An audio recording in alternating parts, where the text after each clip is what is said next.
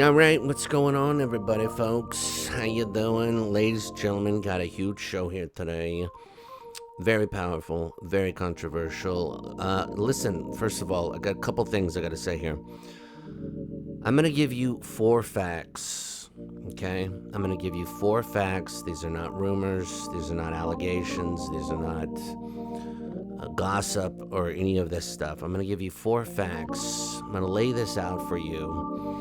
And then I'm going to kind of give you a scenario on why this is possibly the way it's going. But I am talking about the two operatives and the two people that have created a basic psyop.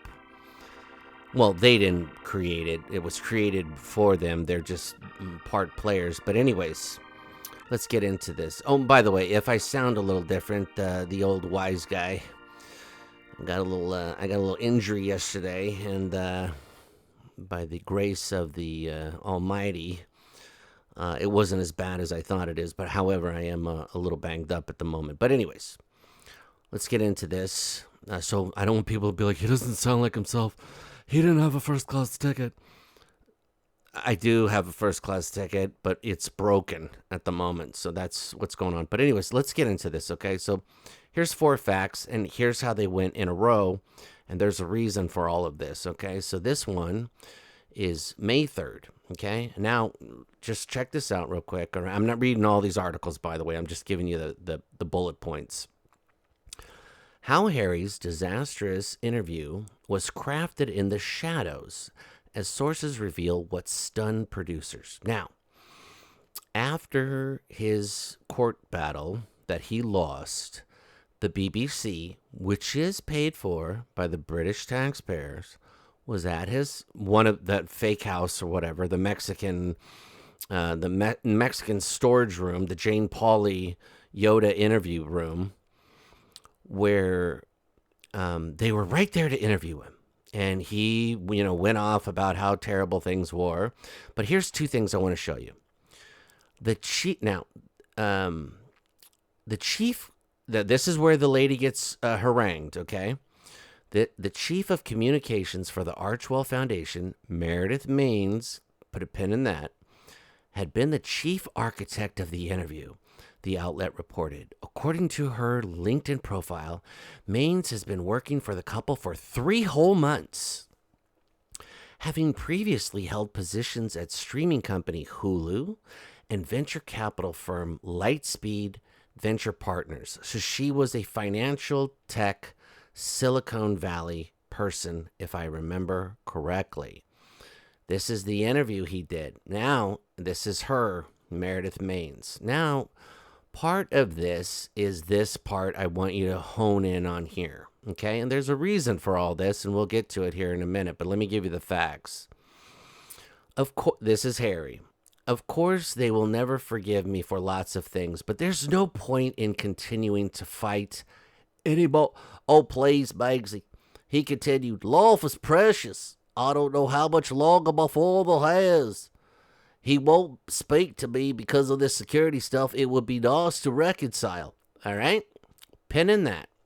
She gets blamed in this article for this disastrous interview, right? Now we go to this. This is on June 22nd. So we went from May 3rd to June 22nd. Now, one more thing I got to tell you. Just remember, folks, and I'm not saying this to toot my own horn, but just remember, for the last, whatever it is, 2 years, a year and a half now, everybody has been saying they're going to lose their Netflix contract. Who didn't say that? I didn't say that. Everybody said they're going to lose their titles. Who didn't say that? I didn't say that. I said they're not going to lose Netflix, they're not going to lose their titles, and they're not going to go broke. I'm not going to go to the reasons for that. But remember, I'm the only one. Well, I don't know. I don't watch everybody's videos, and I just see all the titles. But everybody, pretty much universally, thought they were going to lose their Netflix contract. I am the only one that has always stand firm, saying that that's not going to happen. And the reason that's not going to happen is a much bigger picture, okay? That even what I'm going to tell you right now, way bigger than this, okay? And I'm going to get to that. Got a lot of videos to make. Now, let's get into this. So on June 22nd, King Charles teams up. Okay, this is the king here. With Netflix. For a new documentary starring Idris Elba, great actor, also DJ at Harry and Meghan's wedding. After Prince Harry and Meghan's multi-million-pound mega deal flopped. Did it flop? Or did it do what it was supposed to do? So here's the deal. So King Charles is going to, the firm announced today a major new partnership between King Charles, Hollywood star Idris Elba, for a new documentary exploring the impact of the King's Trust as it celebrates his 50th anniversary. Now, I think that is fantastic. The documentary begins filming next week and will launch in Netflix in autumn of 2026. Now, that is fantastic, folks. However, don't you find it a bit odd? This is a king of the United Kingdom. I'm pretty sure, I can almost guarantee any other streamer would have accepted whatever the terms were of this. You know, if they donated money to his charity or whatever King Charles wanted. I'm sure any streamer would have gone along with this. Prime, HBO, Hulu, Paramount, you name it. Run the gamut. Okay? Peacock, etc. Why on earth would the king, now this is the king, this isn't a guy that doesn't have options. Why would the king choose the exact same streamer who put a propaganda piece of his son and daughter-in-law, a 6-part propaganda piece tearing apart not only the royal family, but the institution? And if you remember it correctly, Harry also said more people in the institution would want to get out, but they can't get out because they feel trapped. And then Meghan, all they did was basically shit on everything about the royal family since they left. That was their bread and butter. Okay? So my question is this. If you're the king and you have nothing but options, would that be the streamer that you go with? The one that put a whole propaganda piece out to dismantle and say negative things about your family, the institution, and basically everything surrounding your atmosphere. Keep a pin in that. Now we're going to go to this. This is on June 30th, okay? So keep track here. Harry and Meghan's right-hand man appears to extend an olive branch to 2 senior royal household staff, including William's aide, Jason Knopf, who exposed Meghan Markle bullying allegations. Now, here's what's bizarre, is I believe this was, June 30th. This is 2 weeks ago. All of a sudden, Lightning Bolt James Holt goes to the UK, right? Now, don't forget, Lightning Bolt James Holt is the man. He's part of the Archwell Foundation. He's everywhere. He's at the Invictus Games. He's in Nigeria. He was at the cell phone thing that they did about the people, the young people, that their phone thing happened and they did the whole thing where they set up all the phones. He's everywhere. He's with all the charities. He's like H's handler. He's the guy. He's the guy that puts it all together. He goes to the UK, and all of a sudden, and I'll put up a couple of these posts, he starts liking people's posts and linking and complimenting and talking about surrogacy and all this other stuff. He just becomes a chatty little Cathy once he gets out to the UK. Right? Nobody's heard a word, hide nor hair from this guy since he's been out in California helping Harry and Meghan. But all of a sudden, he gets out there and he's a chatty Cathy. Okay? Starts hitting up all this stuff. Now, don't forget, this is Harry and Meghan's main guy that runs point basically on all of their shenanigans. Okay, now we get to this. Here's number 4. Now, by the way, you gotta listen to the wording, okay? Because none of this makes any sense, just like the article I read you the other day. The secret Harry Peace Summit King Charles and Duke of Sussex senior aides meet for talks near the royal palace in the first steps towards reconciliation and the strongest sign. Yet both sides want to resolve the bitter family feud. Now, here's the thing. First of all, these are elite people that run in elite circles. If they want to have a meeting and they want to get in and out of an airport or whatever they want to do, they'd be able to do it without anybody knowing about it. By the way, she's not some superstar. You wouldn't know if this lady served you an iced tea or a coffee at lunch this morning or this afternoon or yesterday or whatever. You'd have no clue who this lady was, nor this guy, to be quite frankly. My point is this. They had to tell a photographer to be here watching them get in a car. This is a plant. This is a setup. This is a grift, okay?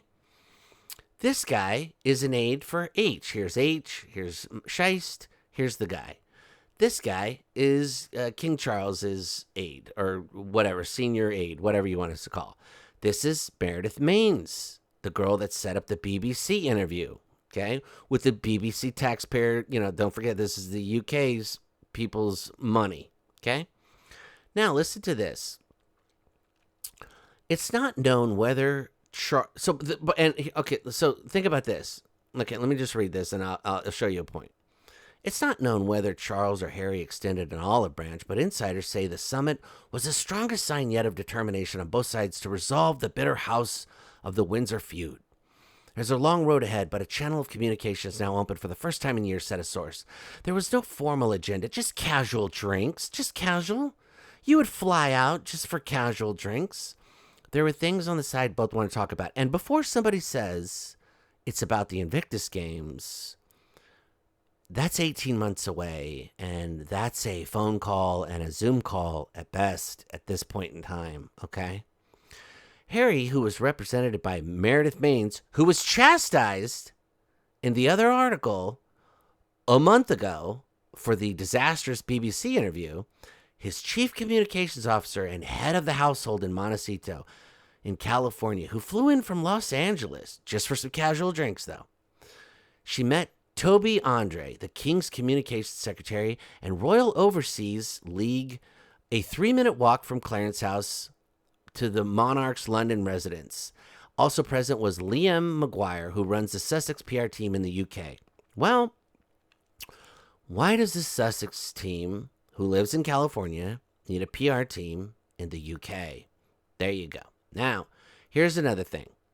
Okay, let me read this, and then this is where it seals the deal that this is all a setup. Okay? Right here. The trio were later seen chatting over drinks at the Sunshine Club, first floor garden terrace overlooking Green Park. After 10 minutes, they got up and resumed their discussion inside. The source said the summit was only the first steps towards reconciliation between Harry and his father, but at least it's a step in the right direction. Now, my point is this. No photographer would be waiting for these two people. Nobody would know who they are. This is a plant. This is a setup. They sat outside. By the way, these two morons are staring at the photographer. She's not. She's playing it, somewhat cool, or she doesn't know. They sat outside. They don't even have drinks in front of them, folks. Okay? They sat outside because they wanted the photo to get taken. If it was a secret meeting, elites do shit in secret all the time. You would never know about it. You would never hear about it. There would not be any photos, and no photographer would be alerted to it. This is a plant. Now, why are they doing this? Because here's my theory, okay? But I can tell you this. Big institutions. I don't mean the royal family. I'm talking about big institutions, big money, people that do things like this. They do things in small, incremental, calculated steps, okay? It's slowly, it's the frog in the pot, okay? They just keep churning up the heat just a little bit, a little bit. And now here's the other thing. This is my 2 cents, okay? But I've been, I'd say, batting 1,000 at the moment. So if you hear me out on this, and of course this is a fluid situation, so this could always move. The goalpost could always move depending upon what happens, okay? But this is how it's going to go down. Is they'll start to be, okay, now they're on speaking terms. Now they're talking. Now, the king's going to, say he's getting older and, he's realizing, because of, his illness or whatever, that, his last wish is to have his family reconcile, to put all the past behind them and just to move on and to just unify or whatever the deal. It's going to be some scenario that way. Okay? So that's how it's going to be. It's not going to be an instant process. H isn't going to be, packing his bags and moving over tomorrow. And this will take time. Okay? This will take time. This is a process. But here's the other thing. H is not he's not being able to effectively push his agenda. His First Amendment, take away your First Amendment rights, censor online speech, and also push the climate thing. Okay? He's not being effectively taken as that because they feel like he's a fake royal, which he really is. So, if he's on good terms with the royal family, let's say he still lives in California, okay? For the time being, okay? They can always wheel him, bring him back in. But let's say he stays in America, but yet now people take him more serious because now he's on good terms and it seems like he's really kind of, a representative of the royal family. People will take him more serious. He can further his agenda. He can further his goals that he's trying to accomplish. And that is the move. Okay? Because right now they see him as kind of like, nobody's taking him serious. People are dealing with him, but it doesn't have the impact that they want it to. So this is the way they think they can give him probably some more credibility. And if this doesn't work, they'll try something different. But they're gonna do this first, and it's gonna be a slow process. Okay, it's gonna be a slow process. So remember this: they're not losing the titles. Netflix is gonna keep them. Okay, hell, Netflix now has a third royal in their pocket. Okay? So if you think they're getting rid of Harry and Meghan, that's probably a bad bet. But there's a much bigger reason even behind that. Anyways, I want to wrap this up. Let me know your thoughts. Who loves you, baby? Hope you guys are having a great day. And I'm real curious to what you guys think about all this. But this secret meeting doesn't look too secret to me. Capiche? Who loves you, baby? Who loves you, baby? You're beautiful.